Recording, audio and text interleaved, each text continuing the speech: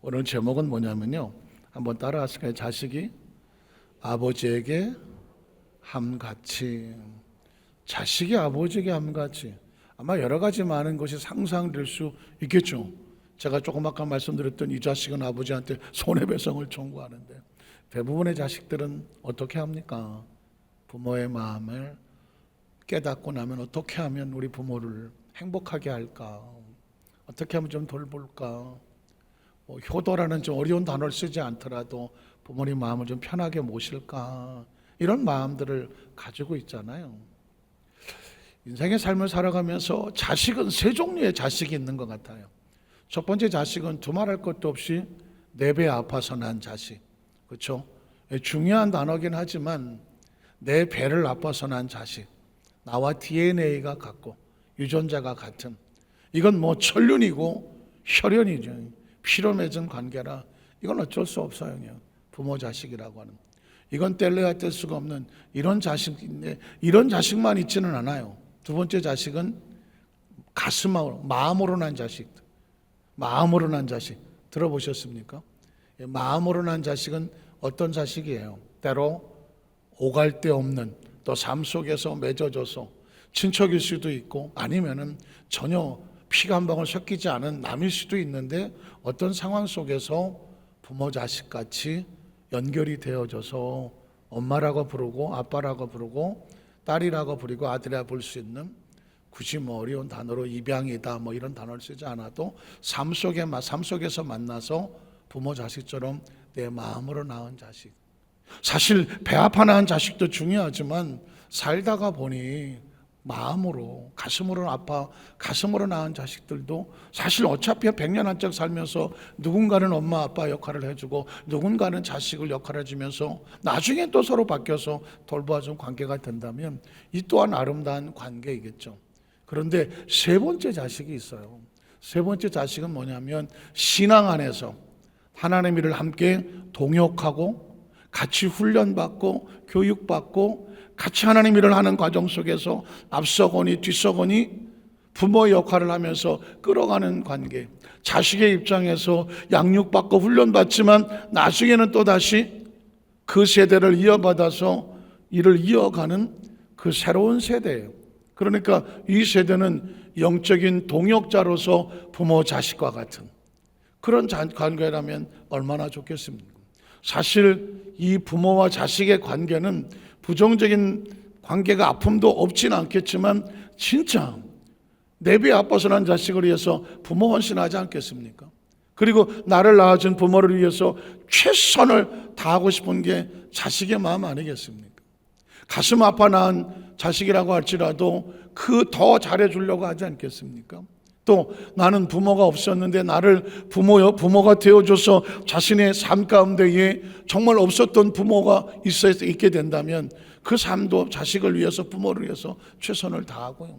신앙 안에서도 마찬가지예요. 우리 공동체 안에서도 영적인 의미로 바라본다고 하면 같이 앞서거니 뒤서거니 앞선 세대가 부모와 같이, 뒤의 세대가 자식과 같이 서로 아이고 내 자식과 같이 다음 세대를 위해서 헌신해주고, 그리고 앞서간 세대를 내 부모와 같이 존경하고 따르면서 호흡을 맞춰 나갈 때 비로소 그 가족이 평안한 것처럼 공동체가 평안해지겠죠. 하나님의 사역을 보면 다 그런 면들이 보여요. 예를 들면 모세와 여호수아 같은 경우에는 물론 지도자고 후계자긴 하지만 어떤 의미에서 보면 40년을 섬겨줬으니 모세는 아버지와 같고 여호수아는 아들과 같잖아요. 그리고 그 사역을 끝까지 돌보아 주다가 모세의 사역을 마쳤을 때에 여호수아가 그 사역을 안고 가잖아. 그러니까 이게 사실은 그냥 뭐 사역적인 관계일 수도 있겠지만 부모와 자식과 같은 그런 처절한 마음으로 함께하지 않으면 그걸 어떻게 변대요? 그 이스라엘 백성들이 모세를 돌로 치겠다고, 아론과 홀도 돌로 치겠다고, 여호수아 갈렙을 돌로 치겠다고 나왔을 때에 도망갈 수도 있잖아요. 여호수아 갈렙이 옷을 찢고 모세의 편을 들면서 하나님이 우리를 기뻐하시면 하면서 신앙의 고백을, 죽음을 각오하고 앞에 나가서 그것을 가로막고 고백을 한다. 이건 모세를 부모와 같은 아버지와 같은 심령으로 섬기지 아니하면 공적인 관계만 가지고는 안 되는 거죠. 오늘 성경에 보면 우리가 아시는 것처럼 바울이 디모데를 이렇게 부릅니다. 내 아들아, 내 아들아, 내 아들아. 사실 그렇게 안 불러도 되잖아요. 바울은 사도, 그리고 선교 사명을 감당하고 그 예수를 믿게 해서 훈련을 받아서 그리고 제자로서 훈련시켜서 이끌어가는 디모데는 다음 세대와 같거든요. 그러면은 스승과 제자 그렇게 해도 되잖아요. 그런데 바울은 이 디모데를 내 아들아, 내 아들하고 가슴으로 낳은 피 한 번 섞이지 않았지만 그렇다고 입양을 한 건 아니지만 내 배에 아파서 낳은 자식보다 가슴으로 입양해서 낳은 아들보다 영적인 이 관계가 너무 소중하니까 늘 가슴에 아려 내 아들아, 내 아들아, 내 아들아. 이렇게 바울의 마음에 있었던 그 이름이 뭐다? 디모데다라는 것입니다. 디모데전서 1장 2절은 믿음 안에서 참 아들 된 디모데에게 이렇게 합니다. 사실은 그냥 관계처럼 보이지만 아들이란 단어는 아무나 쉽게 부를 수 있는 단어가 아니잖아요. 야, 그 사람이 내 아들 같아 라고 말할 때는 그 사람이 얼마나 그 사람을 깊이 생각하면 내 아들 같다 라고 표현을 쓰겠습니다. 아무나 내 아들 같다 쓰지 않잖아요. 그렇죠?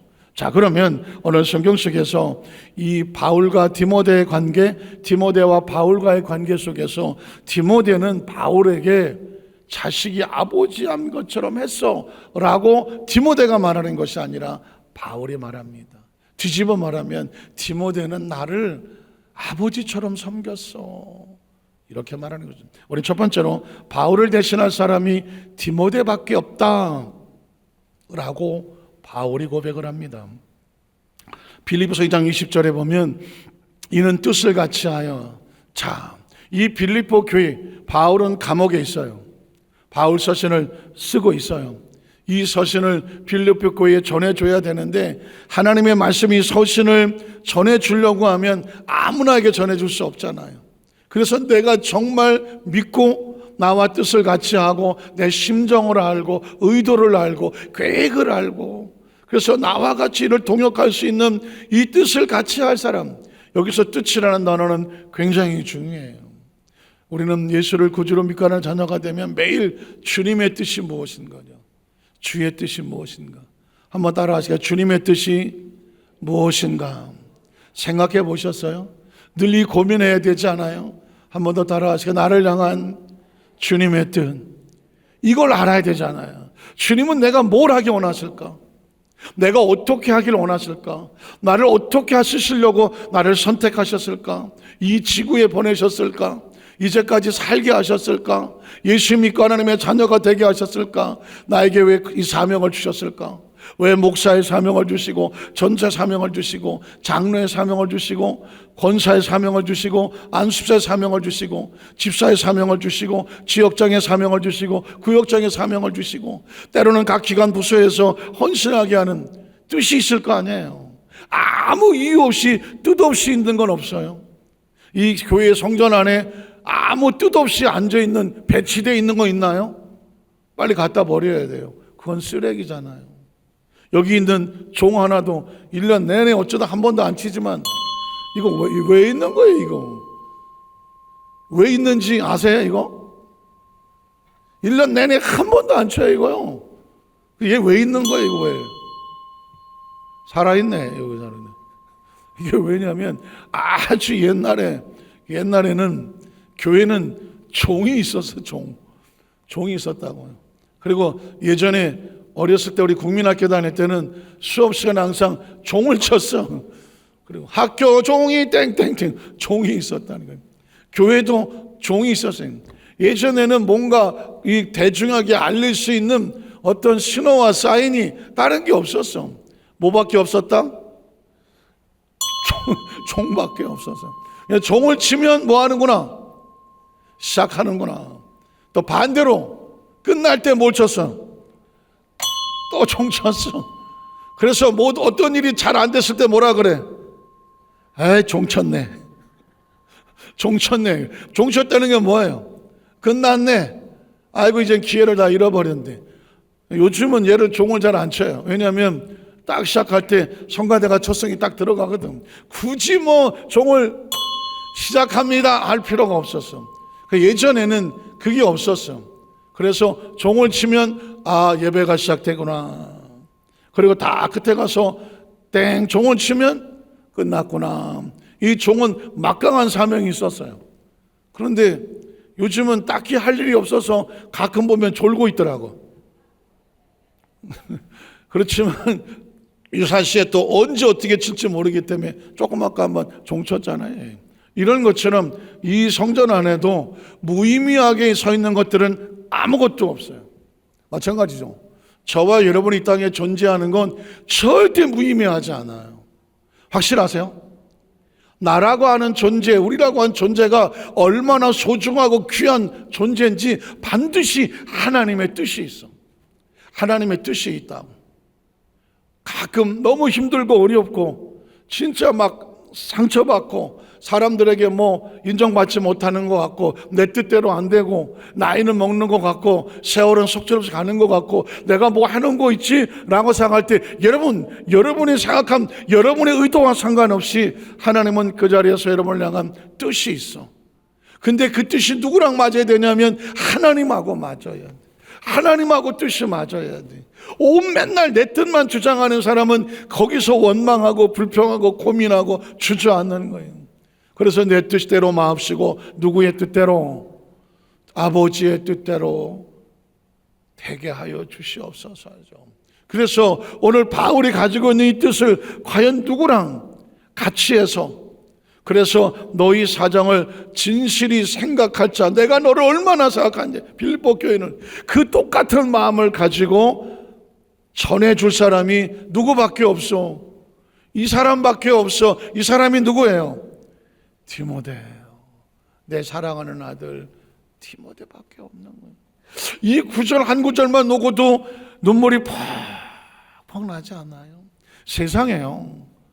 저는 참 그 얘기를 믿지 않았어. 이 세상을 살아가면서 진정 마음을 나눌 친구 하나만 있어도, 진정한 친구 하나만 있어도 그 인생은 성공한 거다. 들어보셨나요? 그런데 아니 뭐 친구가 뭐 한 명 갖고 되겠어? 친구가 많지 않을까? 그런데 세상을 이만큼 살아오면서 보니까 진짜 내가 어떤 얘기를 하더라도, 어떤 속의 얘기를 하더라도, 어떤 가슴 아픈 이야기를 하더라도, 아니면 나 혼자만이 앓고 있는 고민을 얘기하더라도 그것이 절대로 다른 사람의 말거리가 되지 아니하고 나처럼 뜻을 같이 해서 같이 생각하며 가슴 아파해 줄 진정한 친구 있어요? 없어요? 나는 한 사람이 있다. 한 사람 정도는 있다. 이 손 드신 분은 진짜 성공하신 분이에요. 전 그 친구가 절대 착각이 아닌 진정한 친구로 잘 이어지기를 간절히 소원합니다. 그런데 저는 가만히 생각해 보니까 없어. 이거 방송 나가갖고 야, 너 내 친구 아니야? 근데 가만히 보니까 목회만 하고 달려와 여기까지 오다 보니 옛날 학교 친구도 다 없고 군대 친구들도 다 없고 신학교 친구도 다 어떻게도 없고 목회 동역자들도 보면 제 동기가 100명이나 되는데 그 100명의 동역자들이 제가 제일 나이가 어렸어요. 100명 중에서 제일 나이가 어렸어. 그러니까 제가 이 나이가 됐으니 그분들 다 어떻게 됐겠어? 은퇴하셨어. 은퇴. 그러니까 이 현역에 남아있는 사람은 저하고 나이가 비슷해야 남아있어. 그러니까 나머지는 다 은퇴하고 없어요. 그런데 어느 날 내 속에 있는 이야기를 누구에게 말하고 이 고민을 말하면서 그게 흠이 되지 않고 같이 해서 울어주고 울면서 이 문제를 고백할 수 있는 사람이 친구가 누굴까? 친구가 누굴까? 그런 진정한 친구가 있다면 그 사람은 성공한 거죠. 그래서 조심스럽지만 다 인생을 살아보니까 자식도 친구도 동창도 어느 날 보니까 다 없어도 마지막엔 누구밖에 없더라?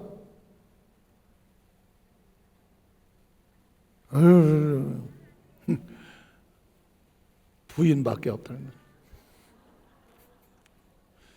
잘했나요? 만수무강의 지장이 없는. 근데 전 사실상 그거 잘 못했어요. 아, 진짜 부인밖에 없을까? 저는 저희 어머니 아버지가 사실 때 아버지하고 어머니가 나이 차가 좀 나셔갖고 아버지는 어머니를 항상 돌보는 이런 스타일이었기 때문에 이 동등한 관계라는 인식이 잘 안 보였어요. 그래서 우리 어머니가 예수만 믿고 열심히 믿어서 또 하셨는지 모르겠지만 나중에는 저희 어머니가 아버님을 전도해갖고 뭐 이렇게 하긴 했지만 이 부부가 동등하게 서 있는 모습을 전 어렸을 때 잘 본 기억이 없어요. 뿐만 아니라 제 비슷한 또래의 가정에 그런 가정들을 별로 보지를 못했어요. 그러다가 보니까 부인을 어떻게 대해야 되는지를 솔직히 잘 몰랐어. 솔직히 도대체 결혼을 했는데 아내를 어떻게 대해야 될지를 누구 가르쳐준 사람이 있어야지. 뭐 가르쳐준 사람이 있어야지. 뭐 결혼학교 가서 뭐가 있어. 나 텔레비에서 본 게 다야. 연습해서 본 게 다고 소설책에서 본 게 다고 동화책에서 본 게 다라고. 세월이 지나가면서 뒤늦게 깨달아지더라고. 오늘 이 자리에 남성 동지가 몇 분 안 계셔서 좀 조심스럽긴 하지만 옛말 틀린 게 하나도 없더라. 나중에 남는 건 뭐밖에 없어? 부부밖에 없더라는 거죠.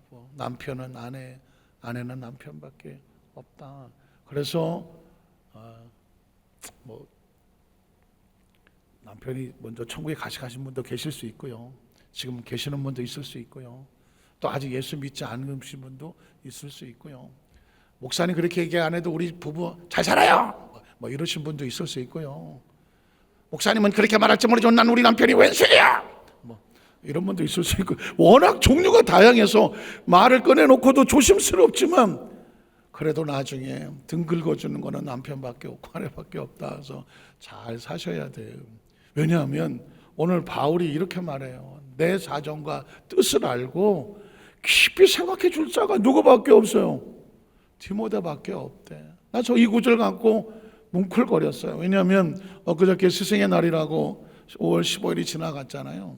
근데 생각지 않게 오래전에 나하고 같이 사역을 했던 후배 목사가 하나가 저한테 문자를 보냈어요. 문자를 보냈는데 목사님 항상 스승님처럼 가르쳐 주셔서 배운 목회대로 지금 잘 사역을 하고 있습니다.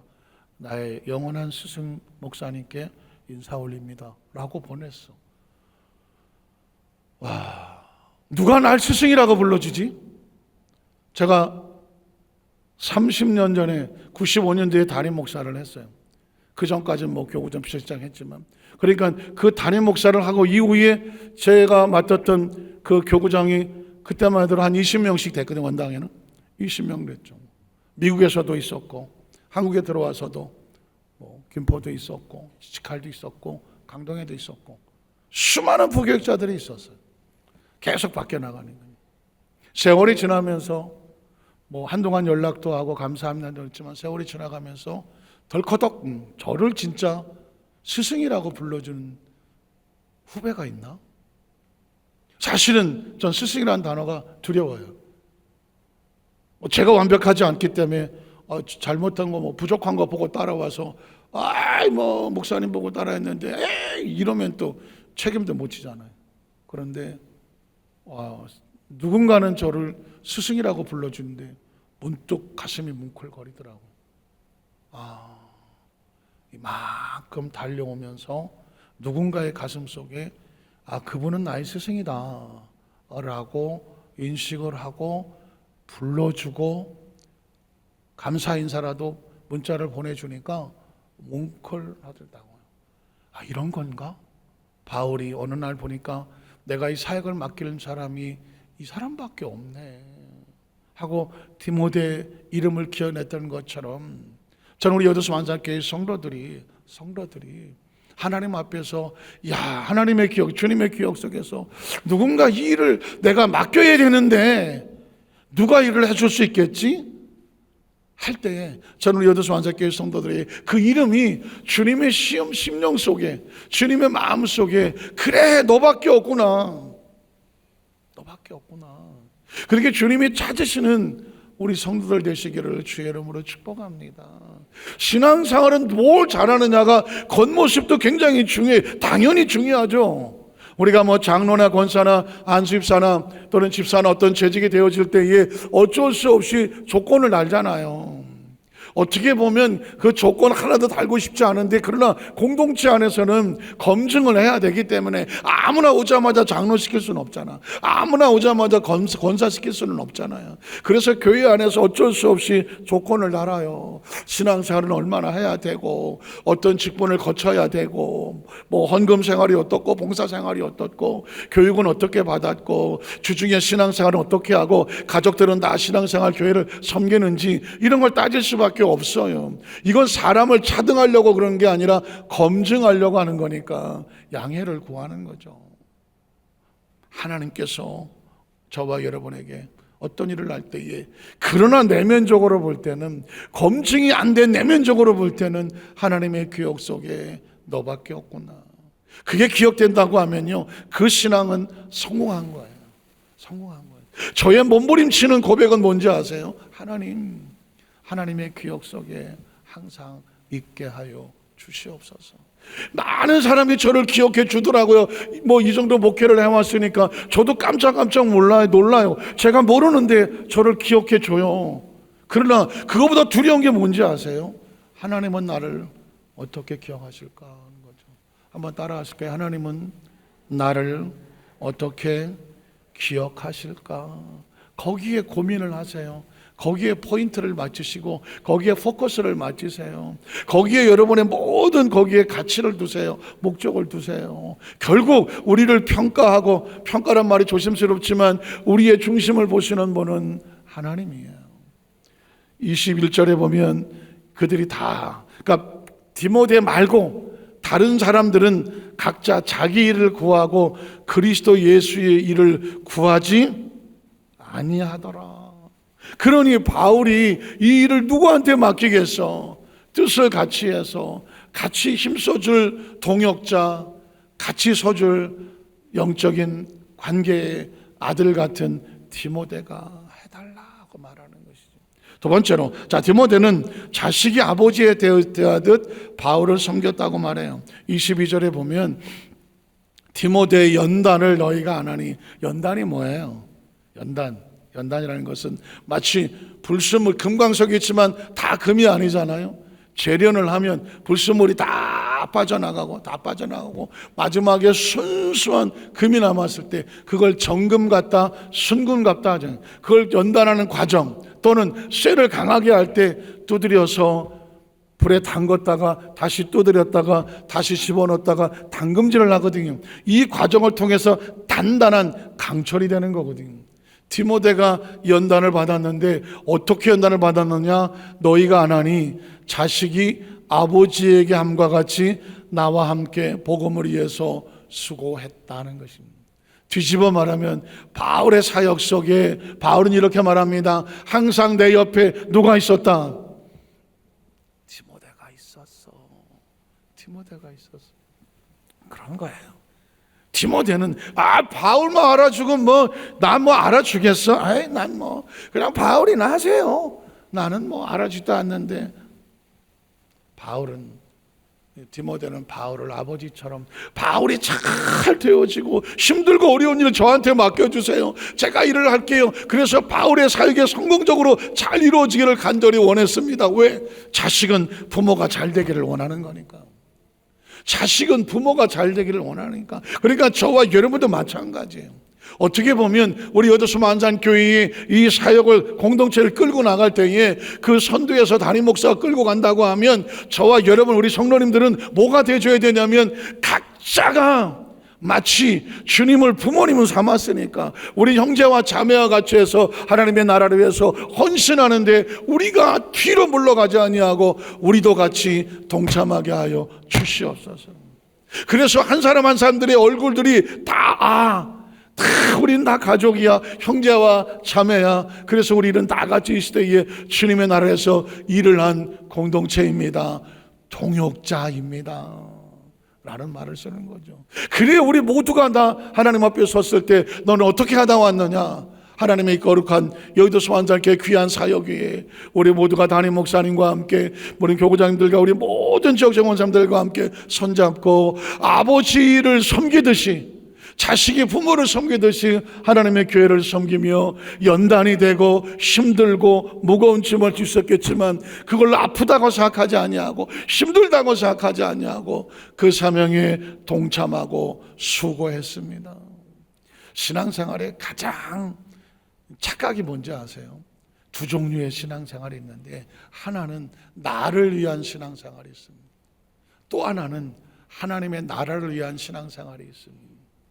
그런데 평생 신앙생활이 까딱 잘못하면 나를 위한 신앙생활에 머물다가 끝이 나버려요.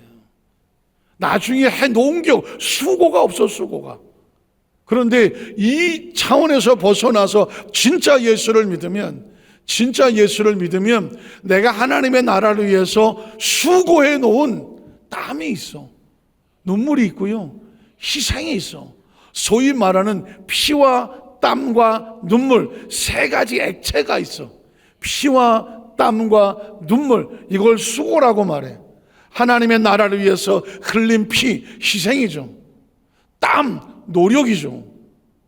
눈물, 기도죠. 우리 몸에서 나오는 세 가지 액체가 피와 땀과 눈물은 다 헌신을 상징하는 것. 자, 예를 들면 그 전에 제가 한번 그런 설교를 했습니다. 베드로는 마태복음 16장에 주는 그리스도시요 살아계신 하나님의 아들입니다 까지 했어요. 야 바요나 시몬아, 네가 복이 있도다. 너의 신앙 고백 위에 내가 교회를 세우고 천국 열쇠 줄게 까지 했어요. 그랬던 그가 아시는 것처럼 예수님께서 그 다음에 인자가 고난을 당하고 십자가에 찔려서 몸찢겨 죽을 거, 그러나 장사한 지 사흘 만에 내가 살아날 거다, 이 고백을 합니다. 그랬더니 베드로가 예수님의 멱살을 붙잡고 뒤흔듭니다. 그리고 뭐라고 말하냐면 주여 절대로 그렇게 되면 안 됩니다. 주여 절대로 그리하지 마옵소서 하고 예수의 멱살을 붙잡고 얼마나 흥분했으면 멱살을 붙잡고 흔들었겠어요. 그때 여러분 기억하십니까? 예수님께서 바요나 시몬아, 사탄아 물러가라. 너는 나를 넘어지게 하는 자로다. 도대체 이 상황이 이해가 되세요? 베드로는 왜 예수의 멱살을 붙잡았을까요? 예수님은 조그맣고 같이 바요나 시몬아 복이 있다고 했는데 그 베드로를 향해서 이 사탄아 물러가라고 베드로를 마귀 취급을 했을까요? 엄청난 비밀이 숨겨져 있겠죠. 여기서 자신을 위한 신앙생활과 예수를 위한 신앙생활이 갈라지는 겁니다. 베드로는 예수를 믿으면서 뭐 하고 싶었냐면 성공하고 싶었어요. 예수님이 로마의 병사들을 다 물리치고 로마의 황제가 되주기를 원했어요.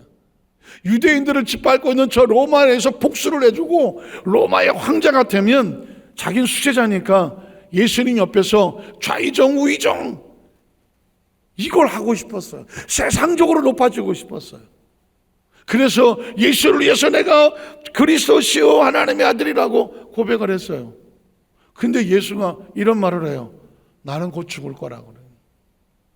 채찍에 맞아 고난당하고 로마 병사들에게 그 십자가에 몸짓기로 죽을 거라고 얘기해. 그 순간 베드로의 얼굴은 하얘지는 거죠. 이게 뭐야? 아니 내 옛날 직업 다 벗어버리고 주를 향해서 따랐는데 아니 예수님이 죽어버리고 우린 뭐야? 허망해지잖아요. 그래서 베드로가 예수의 멱살을 이게 감히 누가 예수의 멱살을 붙잡어? 항변하던 얘기는 원어에 보면 멱살을 잡고 흔들다예요. 예수님께서 베드로에게 멱살이 흔들렸어. 이게 가능한 일입니까? 그때 예수님께서 사탄아 물러가라는, 너는 나로 하여금 무너지게 하려는 자다. 예수는 그리고 십자가에 달려 골고다 꼭대기에 섰습니다. 그때 베드로는 어떻게 했나요? 모든 게 무너졌어요. 그래서 베드로는 도망을 칩니다. 이대로 갔다가 난 큰일 나겠다. 모른다고 3번이나 항변하고 부인하고 도망. 이게 베드로의 본 모습이에요. 예수를 믿었는데 왜 이것밖에 안 돼? 내가 예수 믿고 평생 신앙생활하고 내가 얼마나 열심히 하고 그랬는데, 내가 뭐 11조도 하고 봉사도 했는데 왜 우리 집이 이 꼴이야? 내 자식은 왜 이 모양이야? 우리 자식이 뭐라도 돼야 되는 거 아니야? 이만큼 믿었으면 나한테 뭐가 있어야 되는 거 아니야? 만약에 여기서 고민한다면 베드로와 다를 게 없어요. 진짜 예수 믿는 건 뭐냐면 부활의 예수님을 만나야 돼요. 로마의 황제가 아니라 인류의 구원자라는, 사망을 깨뜨리고 부활한 예수 그리스도가 만나줘야 돼. 그리고 난 다음에 비로소 예수님이 찾아오셔서 바요나 시몬아, 네가 나를 사랑하느냐? 그러면 어떻게? 내 양을 먹. 여기도 굉장히 중요한 인사이트가 있어요. 예수님께서 너 나 모른다고 부인했지? 이렇게 묻는 게 아니라 예수님 이렇게 말해요. 너 나를 부인하고 나한테 잘못했으면 너는 이 죄값을 누구한테 치러라? 양을 돌봐라. 하나님 일을 해라. 네가 나에게 만약에 뭔가 하고 싶다면, 네가 정말 내 앞에서 잘못해서 이 죄를 어떻게 갚을 수 있을까요? 라고 뭔가 갚고 싶다면 뭘 해라? 양을 돌봐라. 교회 공동체를 돌보고 내 양을 치고 양을 돌봐라. 예수님이 너 나를 부인하고 도망쳤으니까 너 나한테 1000배로 갚어. 너 나한테 갚어. 예수에게, 자신에게 갚으라고 말하지 않습니다. 이렇게 말합니다. 내 양을 돌봐라. 내 양을 쳐라. 하나님의 일을 하는 것이 하나님에게 빚진 것을 갚는 거예요. 예수님 앞에 내가 뭔가 하고 싶다면 하나님의 양들을 돌보고 양을 치고 양을 돌보라는 거예요. 우리의 신앙은요, 한 단계 더 올라가서 부활의 주님을 만나고 약속을 받아서 오순절 마가다락방에 하나님으로부터 내가 성령을 받아야 내가 하나님의 진짜 예수 믿는 거구나. 성령을 받고 나서 그 다음에 금과 은은 내게 없다. 내 속에 있는 것으로 내게 주노니 나사렛 예수의 이름으로 걸어갈지어다.